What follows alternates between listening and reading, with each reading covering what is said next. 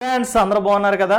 మీరు కోరుకున్న విధంగానే నేను ఆల్రెడీ ఎస్ఐ జాబ్కి సంబంధించినటువంటి అర్హతలు అనే ఒక వీడియో చేశాను. ఓకే, ఎస్ఐకి మనం వెళ్ళాలి అంటే ఏ అర్హతలు ఉండాలి, ఎడ్యుకేషన్ క్వాలిఫికేషన్ ఏంటి, అది ఆల్రెడీ నేను వీడియో చేశాను, మీరు చూడండి. ఇక మీరు ఎస్ఐకి సంబంధించి ప్రమోషన్ అడిగారు, ప్రమోషన్ వీడియోస్ కూడా నేను చేస్తాను. అయితే ఈ ఎస్ఐకి సంబంధించినటువంటి డ్యూటీస్ తెలుసుకోవాలి కదా. ఫస్ట్ డ్యూటీస్ తెలిసిన తర్వాత ఆ డ్యూటీస్ చేసిన తర్వాత అప్పుడు మనం ప్రమోషన్ వీడియో చేసుకుందాం. నెక్స్ట్ వీడియో నేను ప్రమోషన్ వీడియో చేస్తాను.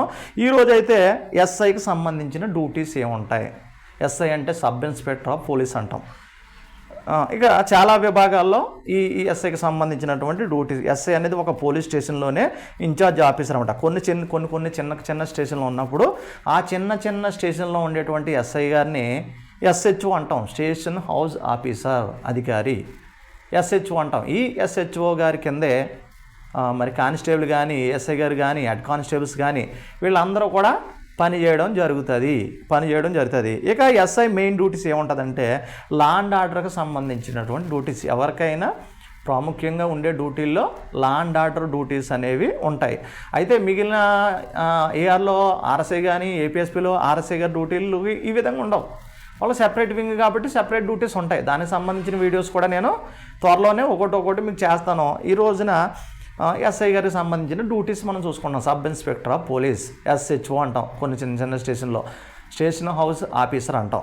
ఇంకా లా అండ్ ఆర్డర్ ప్రధానంగా వీళ్ళు చేసేటువంటి డ్యూటీ. లా అండ్ ఆర్డర్లో ఏం చేస్తారంటే స్టేషన్ జ్యూరిడిక్షన్లో శాంతి భద్రతలను కాపాడడం, గుంపులు కానీ, ర్యాలీలు కానీ, మీటింగ్స్ ఏర్పాటు చేసినప్పుడు లేదా ఏదైనా వ్యతిరేక కార్యక్రమాలు చేసేటప్పుడు, నిరసనలు తెలిపేటప్పుడు వాటిని నియంత్రించవలసినటువంటి బాధ్యత ఆ మండలానికి సంబంధించి మండల పోలీస్ స్టేషన్ పరిధిలో ఉన్న మండల అధికారి అయినటువంటి ఆ పోలీస్ ఆఫీసర్ ఎస్హెచ్ఓ గారు, సబ్ ఇన్స్పెక్టర్ ఆఫ్ పోలీస్ గారు ఎవరైతే ఉన్నారో ఆయన ఆధీనంలో ఉంటుందన్నమాట.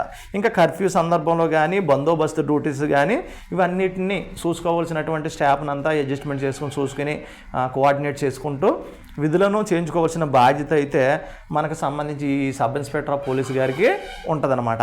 ఇక క్రైమ్ ఇన్వెస్టిగేషన్ డ్యూటీస్ రెండోదిగా ఎఫ్ఐఆర్ ఎలా రాయించాలి, కేసు నమోదు చేయించడం, క్రైమ్ సీన్స్ పరిశీలన, ఆ క్రైమ్ ఏదైతే జరిగిందో నేరం అక్కడికి వెళ్ళి ఆ సీన్లు పరిశీలించాలి, సాక్ష్యాలు సేకరించాలి, ఆ సాక్ష్యాలు ఎవరైతే ఉన్నారో వాళ్ళందరికి సంబంధించిన డీటెయిల్స్ అన్నీ నోట్ చేసుకోవాలి, స్టేట్మెంట్స్ రికార్డ్ చేసుకోవాలి, 161 సిఆర్పిసి రికార్డ్ చేయడం, అదేవిధంగా అక్యూజ్డ్ని అరెస్ట్ చేసి ఎవరైతే చేశారో వాళ్ళని అక్యూజ్డ్ని అరెస్ట్ చేసి రిమాండ్కి పంపించేటువంటి విధి కానీ, కేసు డైరీ తయారు చేసి ఛార్జ్ షీట్లు ఫైల్ చేయడం, ఇటువంటి డ్యూటీస్ అన్నీ కూడా ఈ క్రైమ్ ఇన్వెస్టిగేషన్ డ్యూటీస్లోనికి ఎస్ఐ గారు చేయడం జరుగుతుంది. ఇక స్టేషన్ అడ్మినిస్ట్రేషన్లో డ్యూటీ ఏముంటుంది, స్టేషన్లోని కానిస్టేబుల్ కానీ, హెడ్ కానిస్టేబుల్ కానీ, ఏఎస్ఐ గారు కానీ వారు చేస్తున్న పనిని పర్యవేక్షించాలి. అదేవిధంగా రికార్డుకు సంబంధించి రిజిస్టర్స్కి సంబంధించి ఎఫ్ఐఆర్ బుక్స్ లేదా జనరల్ డైరీలు, పిటిషన్స్కి సంబంధించిన రిజిస్టర్లు అన్నింటినీ కూడా మెయింటైన్ చేయవలసినటువంటి బాధ్యత ఈ స్టేషన్ హౌస్ ఆఫీసర్ అయినటువంటి సబ్ ఇన్స్పెక్టర్ ఆఫ్ పోలీస్ గారికి ఉంటుందన్నమాట. ఇక సీనియర్ ఆఫీసర్స్ అంటే సిఐ గారు కానీ, డిఎస్పీ గారు కానీ, ఎస్పీ గారికి ఎప్పటికప్పుడు రిపోర్ట్స్ ఇవ్వడం, వాళ్ళ నుంచి వచ్చేటువంటి ఆదేశాలను స్వీకరించి పని చేయటం అయితే జరుగుతుంది. ఇక నాలుగవదిగా పబ్లిక్ సర్వీస్ లేదా ఎంక్వైరీ. పబ్లిక్ సర్వీసు అంటే ప్రజల నుంచి వచ్చేటువంటి పిటిషన్లు, ఫిర్యాదులు ఏవైతే ఉన్నాయో వాటిని పరిశీలించడం, వాటికి సంబంధించినటువంటి ఎఫ్ఐఆర్లో నమోదు చేయడం, అక్యూజులు ఎవరైతే ఉన్నారో వాళ్ళని అరెస్ట్ చేయడం, అంటే ప్రజలకు శాంతిని చేకూర్చడం, అన్యాయం జరిగిన వారికి న్యాయం చేసే విధంగా వీరి యొక్క విధులు అయితే ఉంటాయి. ఇక సివిల్కి సంబంధించి సివిల్ డిస్ప్యూట్స్ కానీ, ఫ్యామిలీ డిస్ప్యూట్స్ కానీ, పెట్టి కేసెస్ కానీ, స్టేట్మెంట్కి సంబంధించింది కూడా ఈ కూర్చోబెట్టి మాట్లాడడం ఇవన్నీ కూడా చేయవలసింది ఉంటుందన్నమాట. ఇంకా మిస్సింగ్స్ పర్సన్స్కి సంబంధించింది కానీ, లాస్ట్ ప్రాపర్టీకి సంబంధించింది లేదా యాక్సిడెంట్ కేసెస్కి సంబంధించిన ఎంక్వైరీలు చేయడం, ఇవన్నీ కూడా మనకి సబ్ ఇన్స్పెక్టర్ గారు, ఎస్ఐ గారు చేయడం జరుగుతుంది. ఇక కోర్టు డ్యూటీస్ ఉంటాయి.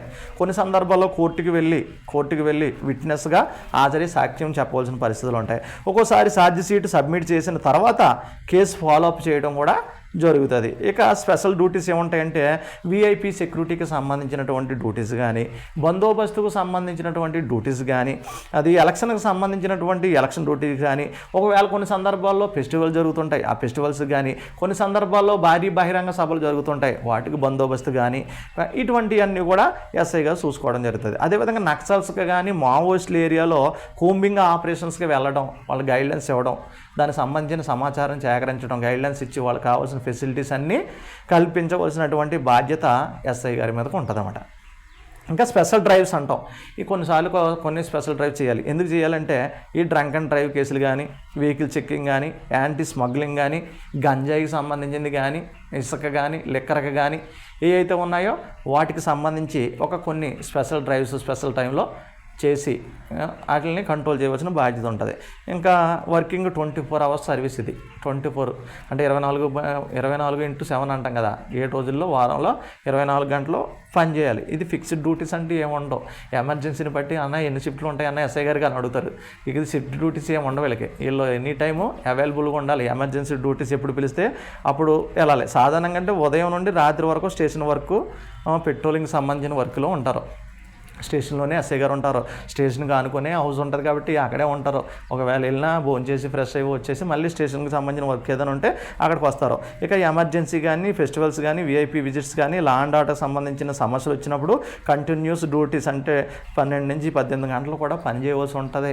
ఒక్కోసారి మొత్తం చెక్ చేసుకోవాల్సి ఉంటుంది. స్టాఫ్ని చెక్ చేసుకోవాలి, అందరూ డ్యూటీలో ఉన్నారో లేదో చెక్ చేసుకోవాలి, అందరూ పని చేస్తున్నారో లేదో చూసుకోవాలి, ఎఫ్ఐఆర్లో సరిగ్గా నమోదు చేస్తున్నారో లేదా, రికార్డ్స్ అన్నీ భద్రంగా ఉన్నాయి లేదా, సిబ్బంది పనితీరు ఎలాగ ఉంటుంది, సిబ్బందికి సంబంధించిన వెల్ఫేర్ కానీ, వాళ్ళకి సంబంధించిన సెలవులు కానీ, వాళ్ళకి ఇవ్వాల్సినటువంటి వెల్ఫేర్కి అవన్నీ కూడా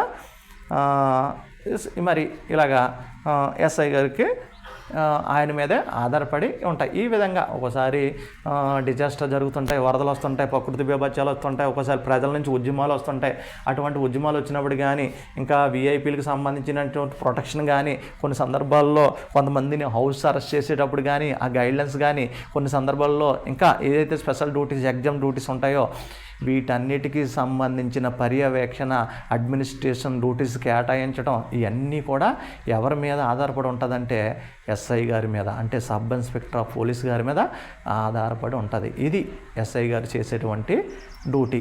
మన ఛానల్ని అయితే సబ్స్క్రైబ్ చేయడం మర్చిపోవద్దు. మన ఛానల్ని సబ్స్క్రైబ్ చేయండి, లైక్ చేయండి. Thank you for watching.